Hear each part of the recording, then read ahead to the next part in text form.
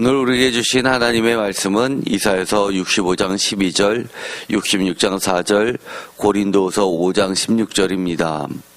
제목을 다 함께 읽어보겠습니다. 육신을 따라 선택하지 않을 시간 앞에 서 있는 여호와를 경외하는 자의 순종과 반응. 아멘.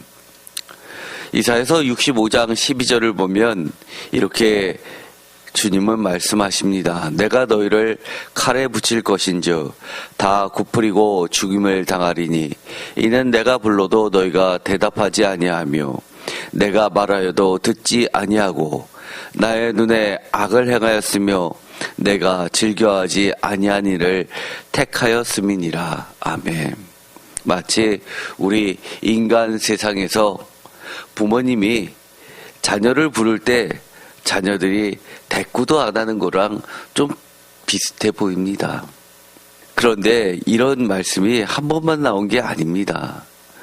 이사야서 66장 4절에 보면 나 또한 유혹을 그들에게 택하여 주며 그들이 무서워하는 것을 그들에게 임하게 하리니 이는 내가 불러도 대답하는 자가 없으며 내가 말하여도 그들이 듣지 않고 오직 나의 목전에서 악을 행하며 내가 기뻐하지 아니하는 것을 택하였음이니라 하시니라. 사실 이 성경책에 같은 아주 비슷한 말이 두 번 나온다는 것은 매우 특이하고 강조를 하는 말이라고 해도 과언이 아닙니다. 오늘날에는 이 책이라는 것이 매우 쌌지만 이 당시만 해도 양피지에 글자를 기록하는 것은 매우 비쌌습니다. 또한 기록할 줄 아는 사람들도 거의 1%의 수준에 미치지 못할 정도로 그야말로 서기관이라는 특별한 이름을 가진 하이클래스들만 해당했고 아니면 선지자 학교 같은 데에서 몇몇 기록을 남기는 사람들 외에는 모두 다 노래를 암송해서 노래로 전수되었습니다. 또 우리가 잘 알고 있는 요세푸스라는 그 기록물 또한 로마의 협조에서 로마가 드디어 남유다 예루살렘까지 함락시키고 나서 그 공로로 황제가 될 때 그 요세푸스에게 앞장섰던 그 공로를 인정해서 황제가 운영하고 있는 그 도서관에 그 자세한 과정을 기록물로 남기라고 지시를 했는데 그게 딱 정본 양피지로 된 2세트 말고는 만들지 않았습니다. 물론 한 세트는 우리가 생각하는 300페이지, 600페이지가 아니라 물론 양이 굉장히 많죠. 황제가 국립도서관에 보관하는데 불구하고 그 정도로 비쌌기 때문에 단 2세트만 만들 정도라고 한다면 사실 대부분의 글들은 매우 축약해서 기록하는 것이 대부분인데 이처럼 길게 같은 말을 2번 쓴다는 것은 하나님께서 매우 강조를 한다고 할 수 있습니다. 또한 이 말씀을 보면 우리가 이사야서는 많은 심판 이야기가 나오니까 이것도 하나의 심판 이야기겠거니 라고만 생각한다면 사실 이 본문을 올바로 이해하지 못하는 겁니다. 하나님께서는 이 말씀을 하시는 것이 부모님이 사랑하는 자녀에게 이야기하듯이 잔소리를 뛰어넘어서 올바른 길로 인도하기 위한 양육의 모습이 담겨 있습니다. 진짜 의도는 이사야서 56장 3절에서 8절까지 하나님의 뜻, 즉 하나님께서 계획하시고 성취하시는 하나님의 백성들에게 하나님이 제발 이렇게 되기를 바랬던 말씀을 해 주시는 겁니다. 그렇기 때문에 하나님의 백성 이스라엘이 무엇인지를 우리가 기억할 필요가 있습니다. 사실 하나님의 백성 이스라엘은 혈통적 이스라엘이 아니라 이 제3이사야서라고 하는 특별히 쫓겨났지만 다시금 하나님께서 은혜로 그들을 불러주셨던, 쫓겨났다 다시 택함받고 불러 모아진 남은 자, 이 남은 자 사상을 기반으로 하고 있는데 이것이 다가 아니라는 겁니다. 여기서 이사야서에서 정말 강조하고 있는 것은 두 번째, 이스라엘 중에서 차별받아서 갈라치기 당한, 쉽게 말해서 그들이 생각하기에는 죄인이라고 불리는 병든 자, 불경자, 속된 자라고 흔히 부르면서 그들 스스로가 이스라엘 사람들이라고 여기지 않는 그런 모든 자를 포함시킨다는 겁니다. 그래서 이스라엘 중에서 차별받아 갈라치기 당한 대표적인 고자라는 이야기가 이 이사야서에는 두 번이나 나옵니다. 그리고 또 한 가지, 신약 시대에서 예수님께서 직접 몸으로 실천하셨고 만 백성에게 공포하셨던 그 부분이 사실 이사야서에 명시적으로 드러납니다. 즉 이방인이라도 여호와의 말씀으로 말미암아 떨며 안식일과 계명들을 올곧게 지키며 살아가려는 하나님의 집에서 예배하는 만민들, 기도하는 만민들까지를 모두 포함하고 있다는 사실입니다. 다시 한번 볼까요? 우리가 이스라엘, 새롭게 불려지는 이스라엘이 남은 자라는 것은 모두 다 모든 선지서에 공통적으로 이야기합니다. 그런데 더 나아가서 이스라엘 중 차별받아서 이스라엘인이라고 여겨지지 않는 자, 대표적으로 고자도 포함되고, 또 이방인일지라도 여호와의 말씀으로 말미암아 하나님을 섬기면서 그렇게 올곧게 살아가려는 자들까지도 포함해서 내 집은 만민이 기도하는 집이다라고 하면서 그들을 성전에 남자들만이 과거에는 들어갈 수 있었던 이스라엘의 기도하는 집을 이처럼 만민에게 개방시켰다는 사실입니다. 그래서 이 이사야서 66장 5절에 보면 이런 말씀이 나옵니다. 여호와의 말씀으로 말미암아 떠는 자들아 그의 말씀을 들을지어다 라고 이야기를 합니다.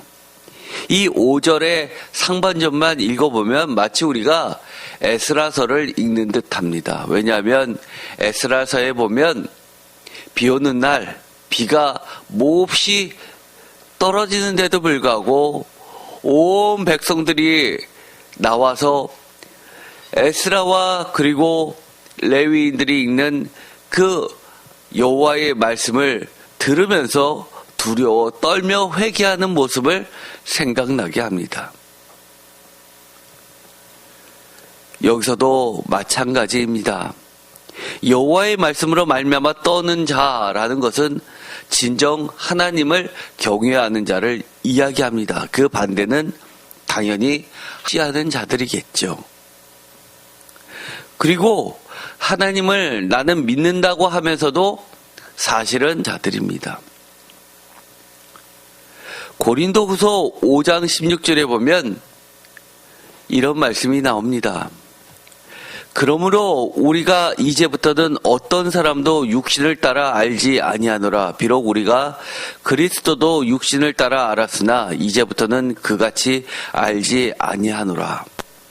그런즉 17절 누구든지 그리스도 안에 있으면 새로운 피조물이라. 이전 것은 지나갔으니 보라 새 것이 되었도다. 이 구절은 너무너무 유명하죠. 즉 이제 중에 유대 자기는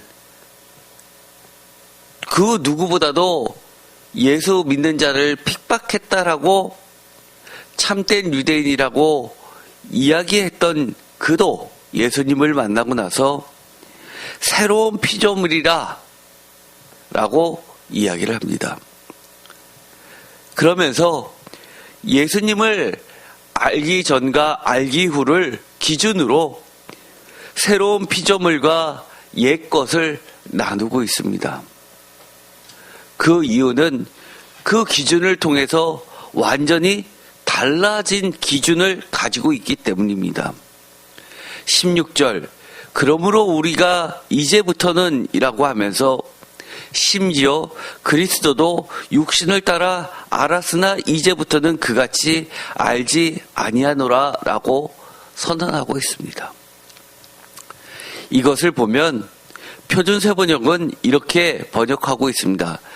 전에는 우리가 육신의 잣대로 그리스도를 알았지만 이제는 그렇지 않습니다 라고 번역하고 있어서 매우 우리로 하여금 당연하지 라고 생각할 수 있게 만들지만 사실은 이 16절은 그야말로 유대인들이나 참된 이스라엘이라고 생각했던 자들이 듣기에는 너무나 충격적인 말씀입니다. 많은 학자들이, 특히 바울 서신을 전공한 학자들은 하나같이 이렇게 이야기합니다. 바울 서신 안에는 역사적 예수가 있지 않다라고 이야기합니다. 다른 말로 이야기하면 사도 바울은 역사적 존재했었던 예수에 대하여 성만찬 이야기를 제외하고는 사실은 언급 자체를 안 했다는 겁니다. 우리가 예수님께서 어떤 이적을 베푸셨고 어떤 설교를 하고 심지어 우리가 너무나 잘 알고 있는 씨 뿌리는 자의 비유, 유치원 때부터 주일학교에서 노래로 가르쳤던 그런 가장 기본적인 것조차도 사도 바울은 이야기하지 않습니다. 그러면서 철저히 구약의 말씀들을 인용해서 예수 그리스도가 하나님께서 처음부터 택정하시고 작정하시고 성취되었음을 증명하는 일에 온 삶을 바칩니다.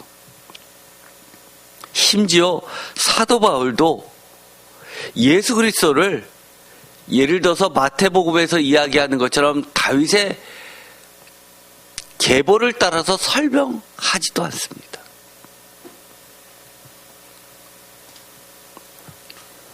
이로 인하여 우리는 하나님께서 진정 우리에게 원하셨던 모습은 무엇일까를 생각을 안 할래야 안 할 수가 없는 겁니다.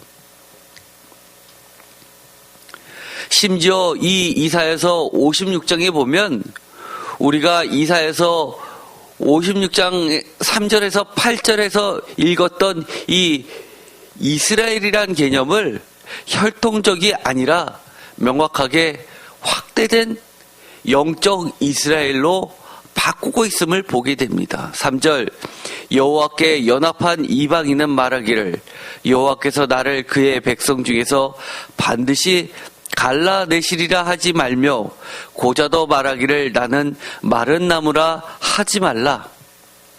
여호와께서 이와 같이 말씀하시기를 나의 안식일을 지키며 내가 기뻐하는 일을 선택하며 나의 언약을 굳게 잡는 고자들에게는 내가 내 집에서 내 성 안에서 아들이나 딸보다 나은 기념물과 이름을 그들에게 주며 영원한 이름을 주어 끊어지지 아니하게 할 것이며 6절 또 여호와와 연합하여 그를 섬기며 여호와의 이름을 사랑하며 그의 종이 되며 안식일을 지켜 더럽히지 아니하며 나의 언약을 굳게 지키는 이방인마다 라고 이야기하면서 하나님께서 새롭게 시작되는 새로운 이스라엘은 이처럼 여호와께 연합한 이방인과 유대인들 중에서 내쫓김을 당한 이들까지 포함한 남은 자들이라는 겁니다.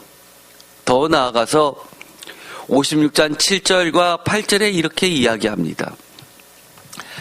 내가 곧 그들을 나의 성산으로 인도하여 기도하는 내 집에서 그들을 기쁘게 할 것이며 그들의 번제와 희생을 나의 제단에서 기꺼이 받게 되리니 이는 내 집은 만민이 기도하는 집이라 일컬음이 될 것임이라. 이스라엘의 쫓겨난 자를 모으시는 주 여호와가 말하노니 내가 이미 모은 백성 외에 또 모아 그에게 속하게 하리라 하셨느니라 라고 말씀하십니다.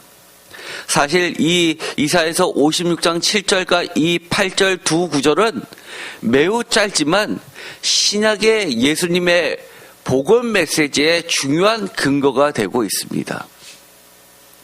하나는 공간복음서 모두에 나오고 또 하나는 요한복음에 특히 나오게 됩니다. 이미 읽었듯이 이사야서 56장 3절에서 6절까지를 보면 여호와와 연합한 이방인이라고 하면서 여호와께 연합했다라는 말로 시작해서 6절에 또 여호와와 연합하여라는 말을 통해서 여호와의 연합이라는 매우 중요한 틀을 가지고 이 복음을 선포하고 있습니다. 가난한 자, 쫓겨난 자, 병든 자, 이 모든 자를 다시 하나님의 백성으로 초청하는 부르심과 동시에 그들에게 새로운 피조물로서 새 것으로서 그들을 어디에 들여서 심지어 제사장과 같은 그런 놀라운 약속을 해주시냐 하면 바로 만민이 기도하는 집, 하나님의 집 안에서 섬기게 한다는 겁니다. 즉 여호와와 연합하여 그를 섬기며 여호와의 이름을 사랑하며 그의 종이 되어 안식일을 지켜 더럽히지 아니하며 나의 언약을 굳게 지키는 이방인마다라고 하는 것은 굳게 지키는 그 누구나 전부 예외 없이라는 말로도 바꿀 수 있는 겁니다. 그의 종, 여호와의 종, 제사장과 같은 그런 영원한 언약을 주시는 겁니다. 여기서 중요한 건 여호와와 연합입니다. 그래서 이 말씀을 읽어보면 8절에 이스라엘의 쫓겨난 자를 모으시는 주 여호와가 말하노니 라고 할 때 이스라엘의 쫓겨난 자를 모았다는 그 무리는 모두가 예상하듯이 쫓겨난 자, 남은 자 사상을 이야기할 수 있을 것입니다. 그래서 이거를 다른 말로 이미 모은 백성이라는 말로 그 밖에 또 모아라고 하는 것은 남은 자 사상 외에 추가적으로 더 확대된 이스라엘 백성, 참된 유대인, 이것은 혈통적 유대인을 이야기하는 것이 아니라 하나님의 말씀을 올곧게 지켜나가는 요한복음에서 예수님이 말한 그리고 주장하고 있는 참된 유대인, 다른 말로 이야기하면 새로운 피조물의 새 이스라엘 백성들이라고도 할 수 있는 겁니다. 아까도 말씀드렸듯이 마가복음 11장 17절에는 이 구절이 그대로 들어갑니다. 마가복음 11장 17절 이에 가르쳐 이르기를 기록된 바라는 말이 나오는 것은 성경을 지칭하는데 이 동체는 아마 이 선지서까지를 모두 성경으로 인정했던 것으로 볼 수 있습니다. 모세오경 외에 선지서와 시가서까지를 모두 다 성경, 구약 전체를 성경으로 그들은 받아들이고 더하기 예수님의 말씀을 설교 가운데 반복해서 했을 것으로 추정합니다. 이에 가르쳐 이르기를 기록된 바 내 집은 만민이 기도하는 집이라 칭함을 받으리라고 하지 아니하였느냐. 너희는 강도의 소굴을 만들었다 하시매. 이 구절은 그 유명한 성전 정화 사건 때 예수님이 하셨던 말씀입니다. 내 집은 만민이 기도하는 집이라는 이 말씀은 최초의 복음서라고 하는 기록됐다고 하는 마가복음에 기록이 됩니다. 반면에 마가복음과 거의 70%가 일치하는 마태복음에는 이 부분을 빼놓고 있습니다. 마태복음 21장 13절 그들에게 이르시되 기록된 바 내 집은 기도하는 집이라 일컬음을 받으리라 하였거늘. 누가복음도 마찬가지입니다. 마태복음의 영향을 받아서 누가복음도 19장 46절에 그들에게 이르시되 기록된 바 내 집은 기도하는 집이라 라고 이야기를 하면서 만민이라는 말을 의도적으로 빼버립니다. 아마 이 마태 공동체는 보다 유대인들 디아스포라의 후예들이 더 많은 성도가 있었을 것으로 보여지는 대목입니다. 진정한 어록 기도하는 집이다라는 만민이 들어가 있는 것을 원형의 형태로 볼 수 있습니다. 뿐만 아닙니다. 여기서 우리가 기억해야 될 것은 요한복음에 보면 예수님께서 나는 선한 목자다라고 하면서 한 무리 외에 또 다른 무리들을 모아서 모두 다 한 무리가 되게 하신다라는 말씀을 하시게 되는데 그것은 이사야서 56장 8절의 말씀을 근거로 했던 것으로 볼 수 있습니다. 이처럼 이사야서 56장 7절은 마태, 마가, 누가복음의 8절은 요한복음의 근거가 됩니다. 여기서 우리는 다시 한번 기억해야 될 것이 있습니다. 하나님께서 이사야서 65장 12절과 66장 4절에 말씀하셨던 것, 내가 말하여도 그들이 듣지 아니하고 내가 불러도 대답하는 자가 없다라고 하셨던 그 말씀을 통해서 우리는 하나님께서 싫어하시는 자, 즉 하나님께서 죄인이라고 부르시는 자들의 모습을 우리는 반드시 확인할 필요가 있습니다. 혹시나 나도 그런 모습이 있다면 하나님께서 이렇게 이야기하시는 겁니다. 거기서 돌아서서 제발 내가 부를 때 대답하고 내가 말할 때 주의 깊게 듣고 라고 부탁하시는 겁니다. 하나님을 경외하지 않는 자의 특징이 나오게 됩니다. 제일 먼저 하나님의 말씀으로 말미암아 떨지 않는 자입니다. 두 번째, 불러도 무슨 유행가 가사도 아닌데 불러도 대답 없는, 그야말로 무반응과 또 들어도 네네 할지는 모르지만 몸은 엄한 반대 방향으로 가려는 이 모든 것이 하나님을 만홀히 여기는 태도입니다. 하나님을 경외하지 않는 자의 특징, 하나님이 싫어하시는 일만 골라서 합니다. 우리도 부모님들이 화가 내가 하지 말라는 것만 너는 왜 골라서 하냐고 야단칠 때가 있지 않습니까? 저도 어렸을 때 그런 야단 많이 맞아봤습니다. 또한 하나님을 경외하지 않는 자는 진짜 두려워할 일을 두려워하지 않으므로 두려운 징벌이 임할 자입니다. 결국은 돌아서지 않으니까 하나님께서는 원치 않으시지만 심판이 내려질 수밖에 없는 자들입니다. 즉 하나님의 말씀으로 말미암아 떠는 바가 없으며 하나님의 백성을 조롱하며 자신의 생각과 힘과 능력을 의지하여 하나님을 망령되이 일컬으며 떠드는 자입니다. 이 특별히 이사야서 66장 5절에 보면 이런 말씀이 나오게 되죠. 66장 5절입니다. 66장 5절에 보면 정말 이게 맞나라고 할 정도로 그런 어마어마한 이야기를 하게 됩니다. 66장 5절입니다.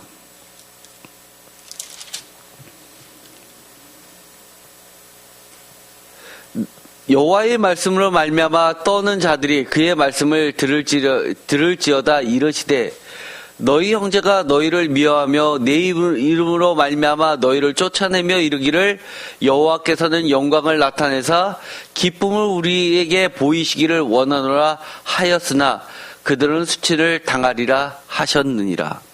이 이야기를 들어보면 별로 이게 뭐가 이상하지라고 하는 생각이 들을 수도 있습니다. 그러나 표준 세번역으로 읽어보면 명확합니다. 주의 말씀을 떨리는 마음으로 받아들이는 사람들아, 너희는 그의 말씀을 들어라. 다 같이 읽겠습니다. 너희를 미워하는 나의 이름을 부른다고 해서 떨리며 이르기를 주가 영광을 드러내어 너희들이 기뻐하는 모습을 당할 것이다. 아멘. 느낌이 오십니까? 쉽게 그래? 나한테 하나님 한번 볼게. 또 다른 말로 이야기하면 뭡니까? 네 말을 못 믿어. 목사님이 하는 말은 여러 의견 중에 하나일 뿐이지. 그러나 제가 하나님이 직접 저에게 말씀해 주신다면 제가 그건 받아들이겠습니다. 이것처럼 교만한 말이 어디 있습니까? 그러나 우리가 너무 쉽게 하는 말들입니다. 사실은요. 교회 생활을 하면서.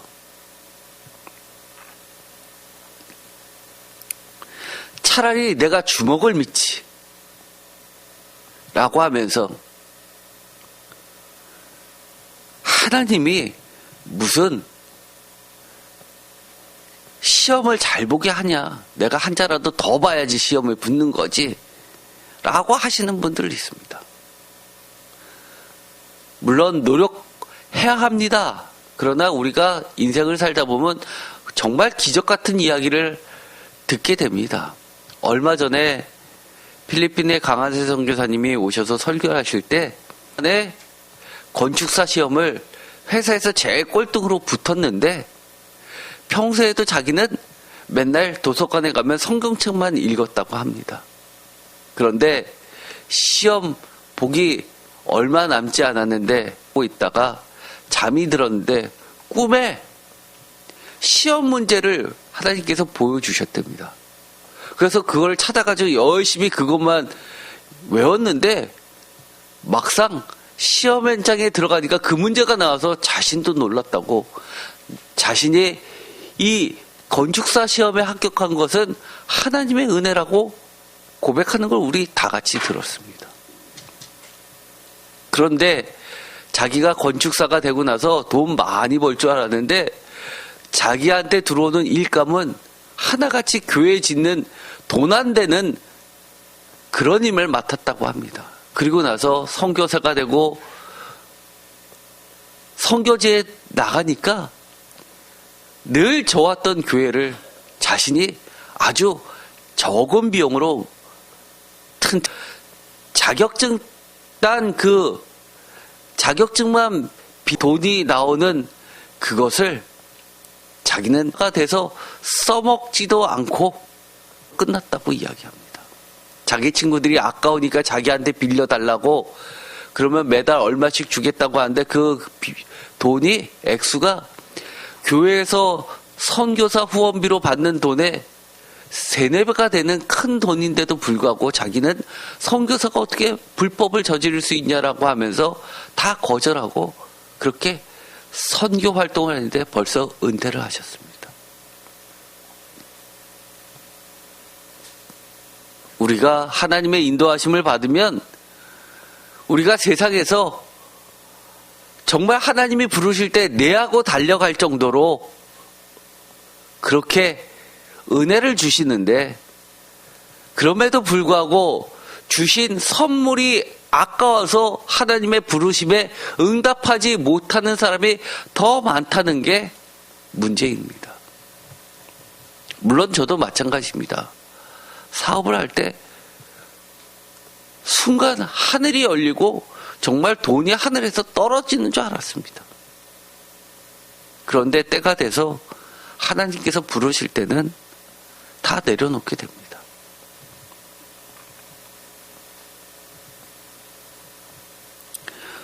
오늘 하나님께서 우리에게 온 가족이 모인 추석 때 가족이 모이면 어떤 모임이 되라고 말씀하실까요?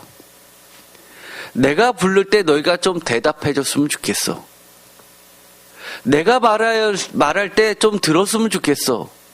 나의 눈에 악을 행하지 말고 내가 즐거워하는 일만 선택해서 해줬으면 좋겠어. 하나님의 말씀 때문에 두렵고 떠는 가족이 됐으면 좋겠어라고 말하실 것만 같습니다. 지금까지 했었던 본문 말씀을 거꾸로 읽어보면 바로 하나님을 경외하는 자의 특징들이 나오게 됩니다. 첫 번째, 하나님의 말씀으로 말미암아 떠는 자입니다. 하나님이 직접 나에게 음성으로 들려주시고 눈에 보이게 가시적으로 나타내서 말씀해 주시지 않았다 하더라도 성령님의 감동으로 성경책에 있는 말씀으로 목사님의 설교로 예배 가운데 들려지는 소리로 여러 가지 방면으로 말씀해 주셨을 때 내 생각과 너무나 차이가 나더라도 하나님의 말씀이라면 일단 내 생각은 접어두고 지금 당장 이해가 안 되더라도 반대는 하지 말아야지. 최소한. 그리고 좀 더 하나님의 말씀을 봐야지. 라는 생각 정도는 할 수 있지 않습니까? 좋은 거는 하나님의 말씀 하시면 바로 하나님의 말씀으로 말미암아 더 즉각적인 순종과 즉각 반응으로 나타나면 제일 좋죠. 하나님의 말씀을 경외하고 하나님을 공경하는 것. 하나님이 좋아하시는 일만 생각하고 그런 것만 골라서 하기. 진짜 두려워할 일을 두려워함으로써 하나님의 은혜와 축복이 임하는 자들이 바로 하나님을 경외하는 자입니다. 사실 이게 쉬운 것 같지만 쉽지 않습니다. 세상에 살다 보면 진짜 두려워할 일이 하나님 밖에 없는데도 불구하고 센 사람, 나보다 많은 것을 갖고 있는 사람, 내 이권을 쥐고 흔들 수 있는 사람들이 두려워서 내 밥줄이 끊길까봐, 영향이 미칠까봐 그들이 해달라는 대로 쫓아갈 때가 많기 때문입니다. 하나님의 말씀으로 말미암아 떠는 자들, 이런 사람들은 하나님께서 하지 말라는 것은 아무리 돈이 되더라도 하지 않습니다. 내가 손실을 입어도 하지 않습니다.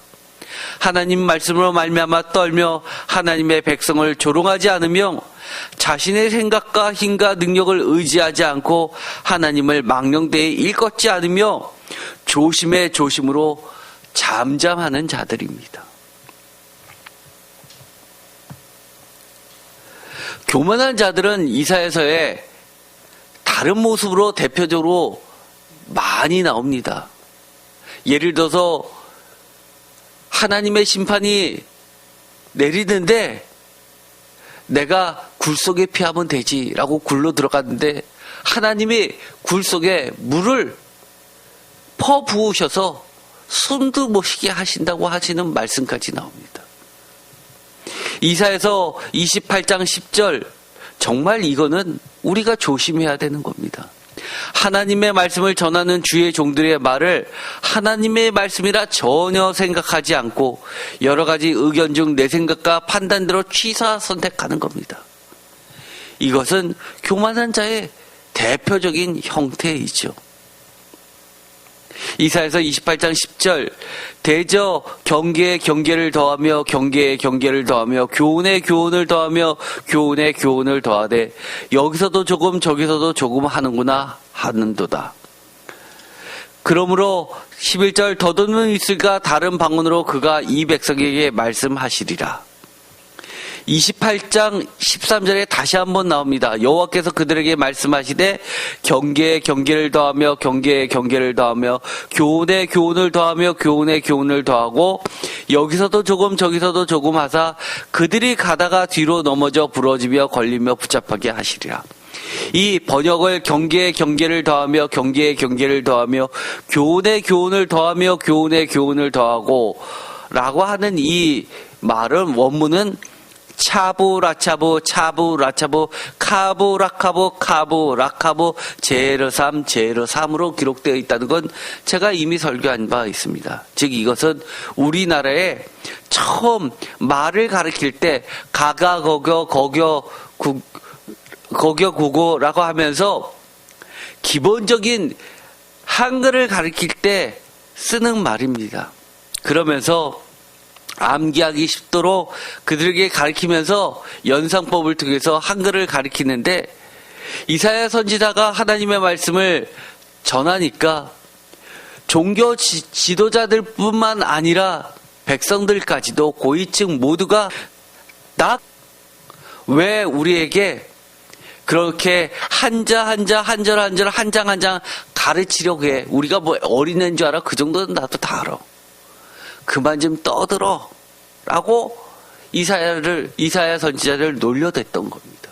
그러자 하나님께서는 더듬는 입술과 다른 방언으로 이 백성에게 말씀하신다라고 하면서 알아듣지 못한 말씨와 다른 나라 말로 이 백성을 가르치실 것이다 라고 선언하십니다. 결국은 바벨론의 포로로 끌려가서 결국은 유대 사람들의 말이 아니라 외국어로 하나님의 말씀을 배울 수밖에 없게끔 만들어 버리십니다.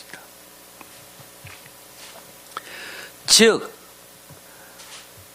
교만과 불순종하는 유다 종교 지도자들과 지식층, 권력층, 백성들이 다 하나같이 하나님의 말씀을 대언하는 이사야 선지자를 조롱하며 하는 말, 마치 말 더듬는 갓난아이에게 히브리 말을 가르치는 첫걸음식으로 왜 우리에게 하나님의 말씀을 각약 가르치느라라고 교만하게 놀려댄다는 겁니다. 성경책을 읽다 보면 사실은 하나님은 동일하신 하나님이기 때문에 창세기부터 요한계시록까지 사실은 똑같은 말씀을 계속하십니다.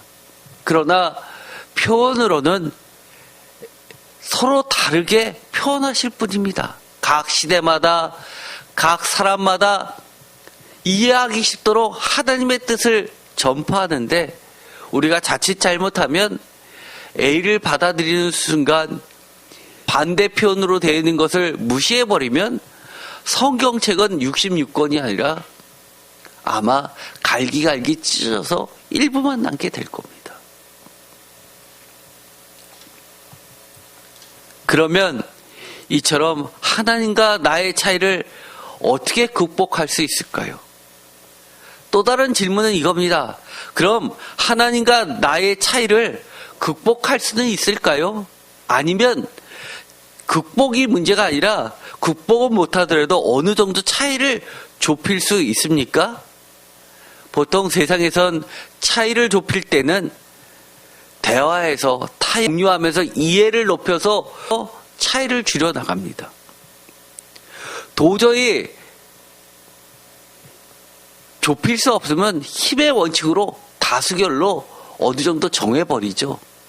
그래서 흔히 정치권에서는 정치라고 하는 것은 여당에서 주장하는 거, 야당에서 주장하는 거 힘의 비율별로 이쪽이 힘이 세면 8개를 채택하고 저쪽에 2개를 양보해주고 이런 식으로 5대5일 때는 반반씩 이런 식으로 서로 타협합니다. 예를 들어서 국회에 여러 위원회들이 있죠. 본회의에 올리기 전에 여러 가지 심의를 하는 겁니다. 예를 들어서 법사위 같은 거. 과거에 보면 법사위 하나 차지하려고 얼마나 국회를 공전시켰습니까?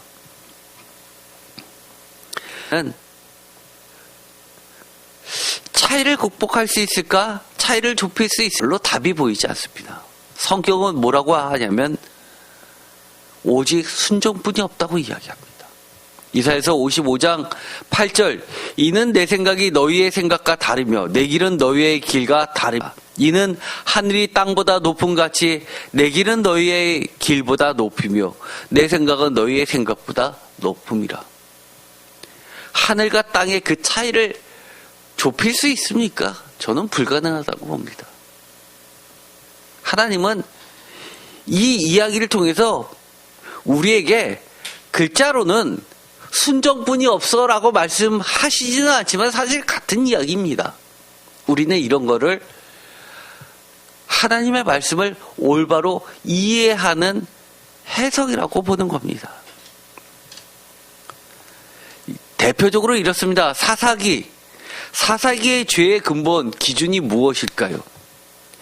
사사기를 전공하는 학자들은 이것을 꼽습니다. 사사기 10장 15절과 19장 24절,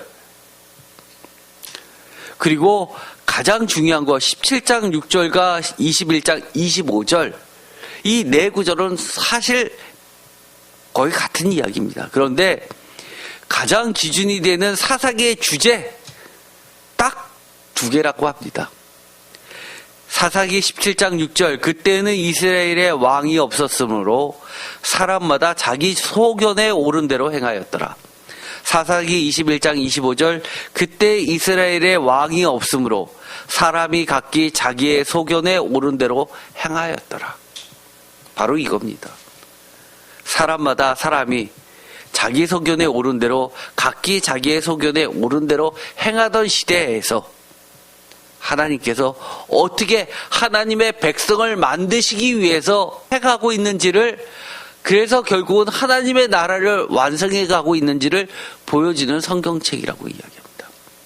또 이렇습니다. 사사기 10장 10, 이스라엘 자손이 여호와께 여쭈되 우리가 범죄 주께서 보시기에 우리에게 행하시려니와 오직 주께 구하며 건져내옵소서 하고, 우리를 구원해 주실 때에는 주께서 보시기에 좋을 대로 주님의 절대 주권에 맡길 때만 가능한 겁니다. 사사기 19장 24절에 보라 여기 내 처녀 딸과 이지 너희 눈에 좋을 대로 행하되 오직 이 사람에게는 이런 망령되는 일을 행하지 말라 하니, 사사기 시대를 대표적으로 보여주는 겁니다. 손님이 찾아왔는데 이 손님을 욕보이지 말라고 하면서 자신들의 딸과 첩을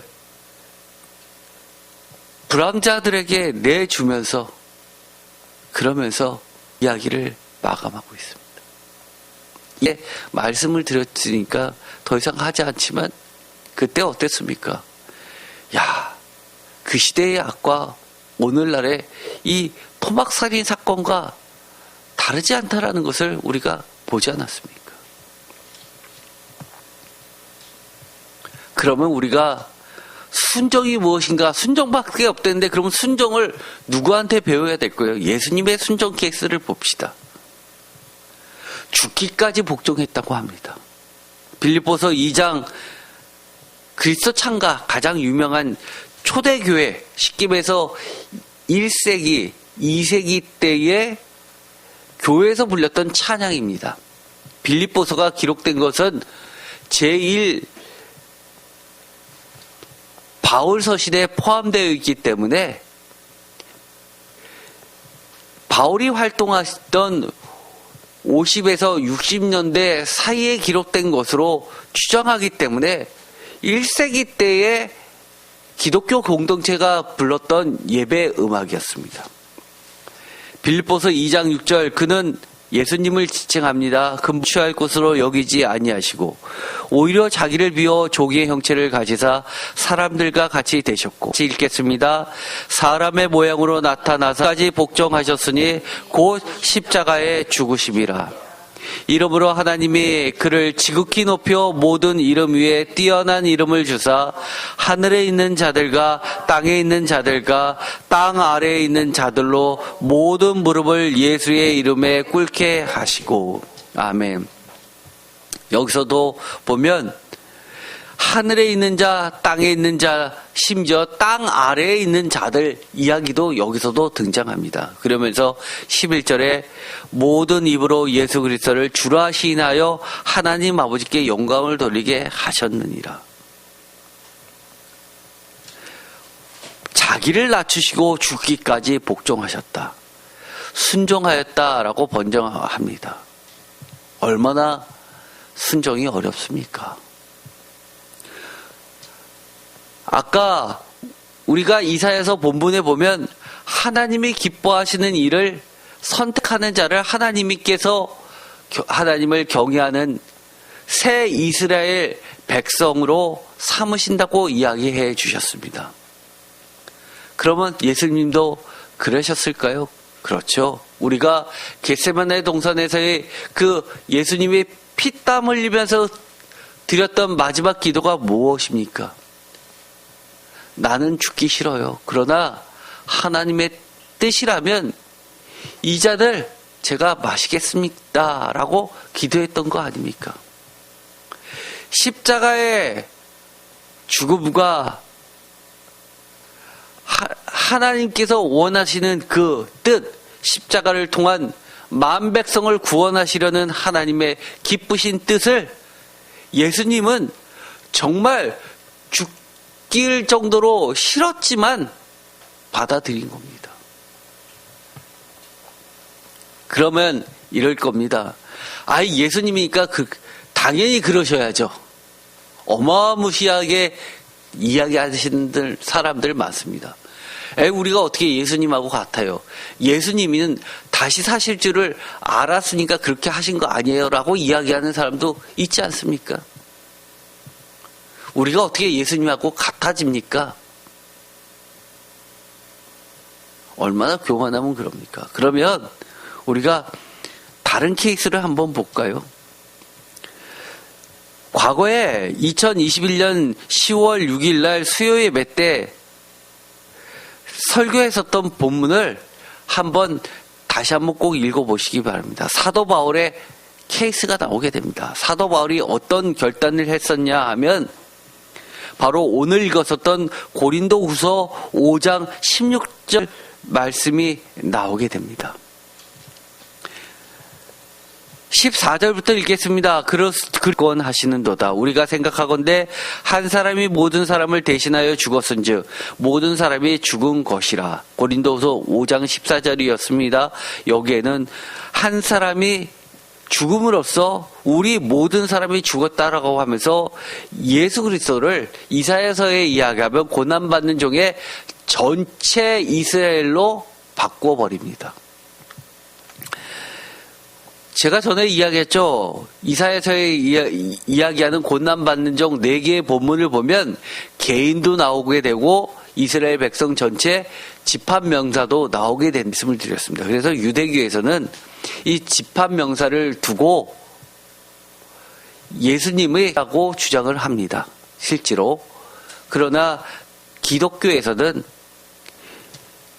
예수님이 집합명사도 된다고 이야기하는 겁니다. 한 사람의 죽음으로서 모든 인류 전체를 구속하는 그런 집합명사의 개념이 있기 때문입니다. 15절 그가 모든 사람을 대신하여 죽으심은 살아있는 자들로 하여금 다시 살지 않고 오직 그들을 대신하여 죽었다가 다시 살아나신 이를 위하여 살게 하려 함이라. 16절부터는 어떤 사람도 육신을 따라 알지 아니하노라. 비록 우리가 그리스도도 육신을 따라 알아라. 그런즉 누구든지 그리스도 안에 있으면 새로운 피조물이라. 이전 것은 지나갔으니 보라 새 것이 되었도다. 우리가 교회에서 가장 많이 하는 설교가 뭡니까? 예수 그리스도를 육신으로 오셨을 때 땅에서 하셨던 모든 행동들 아닙니까? 제가 아주 잘 인용하고 있는 기도 내용도 오병이의 기적 이야기 아닙니까? 그런데 사도 바울은 일철 그런 거에 대해서 관심을 두지 않습니다. 육신을 따라 그리스도도 알지 않기로 작정했다고까지 결심하고 선언합니다. 왜요? 자신이 혈통적으로 유대인이라는 것을 증명하려고 하는 것이 아니라 영적인 이스라엘을 증명하려고 하기 때문입니다. 제가 여기서 하는 것은 남유다를 이야기하는 유다 족속 더하기 베냐민 지파를 이야기하는 것이 아닙니다. 예수님 시대, 사실 에스라 시대 때 이미 형성이 됐다고 학자들은 봅니다. 에스라 시대 때 하나님의 말씀 때문에 두려워 떠는 자, 그렇게 비가 올 때 바깥에서 모세오경을 읽으면서 하나님께 회개했던 모든 무리들을 유대인이라고 이야기를 하는 겁니다. 그리고 예수님 시대 때는 쿰란 공동체들이 이야기했던 하나님의 말씀을 올곧게 실천해가는 사람들입니다. 오늘날로 이야기하면 그것이 뭐죠? 교회와 성도입니다. 그래서 저는 성경에 참 이스라엘, 새 이스라엘이 교회로 그리고 성도들로 바뀌었다고 성경에 써 있다고 사실 신학자들 중에서 특별히 신약을 전공하는 신학자들은 교회론 치면 우리가 흔히 교회에서 이야기하는 것처럼 마태복음을 이야기하지 않습니다. 베드로의 그 천국 열쇠 이런 이야기하지 않고 제일 먼저 꼽는 것이 에베소서입니다. 에베소서는 하는 자들에게는 매우 중요한 본문입니다.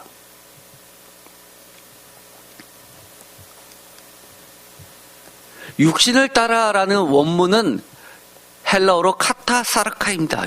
다른 말로 이야기하면 표준세번역제로라고 번역할 수도 있고 세속적인 표준어라는 말로도 바꿀 수 있고 인간의 사고 방식대로라고도 바꿀 수 있는 수거입니다. 새로운 피조물은 카이네크티시스라고 해서 영어로 바꾼다면 all new, 지금까지 본 적도 없는 완전히 새로운 개념과 구조 체계와 환경 속에 새롭게 창조된 자라고 제가 전에 설교할 때 말씀을 드렸습니다. 이처럼 우리는 하나님 앞에서 새로운 존재들입니다. 왜냐하면 매 순간이 선택의 순간이기 때문입니다. 우리가 선택하는 매 순간은 사실은 뭔지 아닌지를 드러내는 순간입니다. 여호수아 24장 대표적으로 땅 분배 이야기가 나오는데 마지막에 이 여호수아가 우리가 추석 같은데 온 가족이 모이는 명절 때 추도 예배 드릴 때 가장 많이 하는 설교 본문 중에 해당하죠. 14절 그러므로 이제는 여호와를 경외하며 온전함과 진실함으로 그를 섬기라. 너희의 조상들이 강 저쪽과 애굽에서 섬기던 신들을 치워버리고 여호와만 섬기라. 그러면서 15절에 만일 여호와를 섬기는 것이 너에게 좋지 않게 보이거든 너희 조상들이 강 저쪽에서 섬기던 신들이든지 또는 너희가 거주하는 땅에 있는 아무리 족속의 신들이든지 너희가 섬길 자를 오늘 택하라. 오직 나와 내 집은 여호와를 섬기겠노라 하니. 이 구절이 어디에 나오냐면 여호수아 맨 땅 분배 끝에 나오는 이야기입니다. 이 여호수아서는 사실은 우리가 잘못 이해하면 가나안 땅을 차지하는 이야기로만 생각하기 쉽습니다. 그러나 여호수아서 24장 11절을 읽어보면 너희가 요단을 건너 여리고에 이른즉 여리고 주민들 곧 아모리 족속과 브리스 족속과 가나안 족속과 헷 족속과 기르기스 족속과 히위 족속과 여부스 족속이 너희와 싸우기로 내가 그들을 너희 손에 넘겨 주었으며 12절 내가 왕벌을 너희 앞에 보내어 그 아모리 족속의 두 왕을 너희 앞에서 쫓아내게 하였나니 너희의 칼이나 너희의 활로서 이같이 한 것이 아니며 13절 너무나 유명한 말씀이죠. 내가 또 너희가 수고하지 아니한 땅과 너희가 건설하지 아니한 성읍들을 너희에게 주었더니 너희가 그 가운데에 거주하며 너희는 또 너희가 심지 아니한 포도원과 감람원의 열매를 먹는다 하셨느니라. 그러면서 나온 이야기입니다. 다른 말로 이야기하면 여호수아는 땅 따먹기 이야기가 아니라 여기서도 여리고 전쟁을 제일 먼저 언급할 정도로 말씀으로 전쟁하며 승리하는 삶, 어떻게 하는 것이 하나님만을 믿는 것인지 섬기는 것인지를 보여주는 성경책입니다. 가나안 정복의 맨 처음 전쟁 둘, 그리고 마지막 가나안 땅 분배 이야기, 즉 첫 번째 여리고성 정복 성공은 전적인 하나님의 말씀대로 순종하며 싸워 승리한 전쟁이고, 두 번째 아이성 전쟁은 실패한, 그야말로 아이성 정복 실패로서 인간적인 시각과 방법대로 싸워서 실패한 전쟁을 드러내고 있습니다. 그리고 마지막 세 번째, 마지막 레위 땅 분배가 가장 마지막에 등장하고 도피성을 배분하는데, 이것은 하나님의 나라는 다른 것이 아니라 예배하는 공동체가 하나님의 말씀대로 하나님의 뜻을 성취하며 도피성, 생명을 향해 나아가는 나라를 가르쳐 주는 겁니다. 그러면서 나와 내 가족은 여호와만 섬기겠다라고 이야기를 하는 겁니다. 하나님의 나라는 여호와만 섬기라고 하나님께서 나라를 우리에게 만들어 주신 거라고 이야기를 하는 겁니다. 제가 전에도 이야기했죠. 도대체 그 많은 수많은 전쟁을 하면서 시간이 흐르면서 그들이 여전히 이방신들을 섬기는 것을 여호수아가 왜 내버려 두었을까? 전 이해가 가지 않는다고 말씀을 드렸습니다.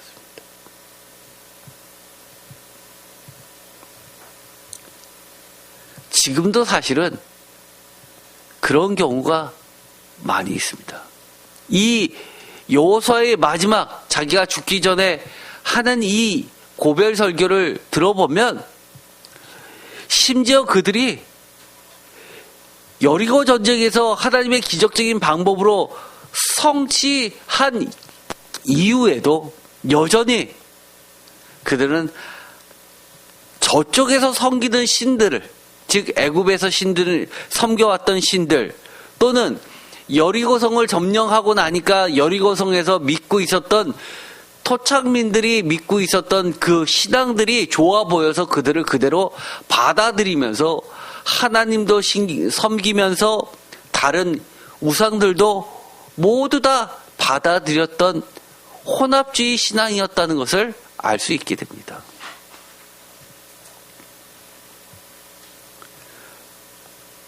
사도 바울은 구약시대 인물이 아닙니다. 신약시대 인물이죠. 그런데 어떻게 삶을 선택해야 하는가? 사실 여호수아보다 보다 단호한 태도를 보여줍니다.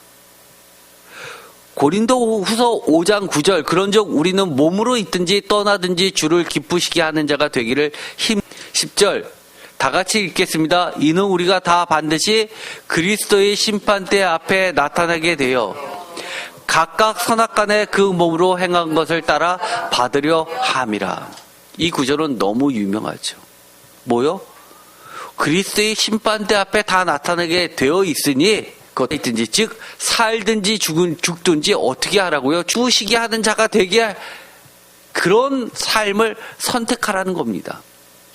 나중에 그리스도의 심판대 앞에 섰을 때 여호수아처럼만 제대로 섬길게요, 예수님만 제대로 섬길게요 라고 하지 말고, 살아있을 때 내가 그리스도의 심판대 앞에 서 있다고 인정하고 매 순간 그렇게 살라라고 이야기해 줍니다. 사도 바울은 실제로 그렇게 살아있는 동안에 그리스도의 심판대 앞에 서 있는 자처럼 주를 기쁘시게 하는 삶으로 살고 있었습니다. 최종 그리스도의 심판대 앞에 그럼으로써 담대히 당당히 설 수 있다고 사도 바울은 우리에게 가르쳐 주는 겁니다. 여러분 중에서 그리스도의 심판대 앞에 서는 것이 안 두려운 사람 있습니까? 저는 두렵습니다. 자신 있는 사람이 있습니까? 자신 있다고 손드는 사람은 딱 둘 중에 하나입니다. 정말 그렇게 산 사람, 아니면 교만한 사람. 그러나 우리가 최소한 어떻게는 해야 될까요? 우리가 매 순간 하나님께서 기뻐하시는 삶을 선택하면서 살려고 애쓰기라도 해야 될 겁니다. 물론 그게 쉽다고 이야기하는 것이 아닙니다. 얼마나 어렵다고요? 예수님이 하셨던 것처럼 죽기까지 복종할 정도로 그렇게 어렵습니다. 그래서 사도 바울의 삶을 이야기할 때 많이 그렇게 이야기하죠. 이미와 아직 사이를 아주 잘 산 증인이라고 이야기합니다. 아직 그리스도의 심판대 앞에 가지는 않았지만 이미 그리스도의 심판대 앞에 서 있는 자로 지금 살았던 인물이라고 이야기합니다. 그래서 저는 다시 한번 이렇게 이야기하고 싶습니다. 하나님을 경외하는 삶, 이것은 다른 말로 이야기하면 하나님이 기뻐하시는 일만 하는 사람입니다. 하나님의 말씀으로 말미암아 떠는 자이고 순종과 반응으로 매 순간 선택의 시간 속에서 하나님께 경외하고 나아가는 자들입니다. 오늘의 제목을 다시 한번 읽어볼까요? 다 같이 읽겠습니다. 육신을 따라 선택하지 않을 시간 앞에 서 있는 여호와를 경외하는 자의 순종과 반응. 우리는 육신을 따라 선택하지 않는다라는 그 말은 바로 성령을 따라 선택하는 새로운 피조물이라는 말과 같은 말입니다. 우리는 어떤 시간 속에 있습니까? 하나님의 시간 속에 오늘을 사는 존재들입니다. 늘 하나님의 말씀 앞에